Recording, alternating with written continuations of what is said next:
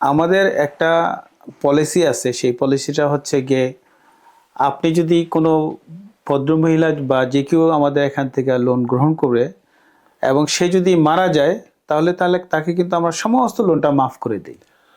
ও সমস্ত লোনটা মাফ করে দিই। গ্রেট। হ্যাঁ, ইভেন শুধু মাফ করে দিই না, তার দাফনের জন্য কিন্তু আমরা তার কন্ট্রিবিউশন করি। সো সোসাইটিতে কিন্তু আমরা এই প্রক্রিয়ায় কাজ করছি। তার মানে হচ্ছে যে হ্যাঁ, ঋণ দেন বা অন্য কোনো ভাবে উপকার করলেও আপনারা সামাজিক দায়িত্বটা পালন করছেন, সেও আপনাদের কাছে নিশ্চিন্তে আপনাদের সাথে ইনভলভ হচ্ছে, এইসব সাপোর্ট পাচ্ছে, এটা খুব পজিটিভ দিক। এবং ঋণ আমাদের দেশে যেটা চালু আছে, ঋণ নিলে তো পুরো বংশ পরম্পরায় সেটা চলতে থাকে।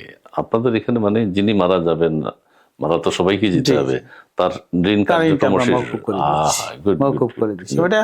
এবং শুধু যে আমাদের প্রতিষ্ঠান করছে তাও কিন্তু না, টোটাল আসলে মাইক্রোফিন্যান্স সেক্টরেই কিন্তু এইটা প্রচলন আছে।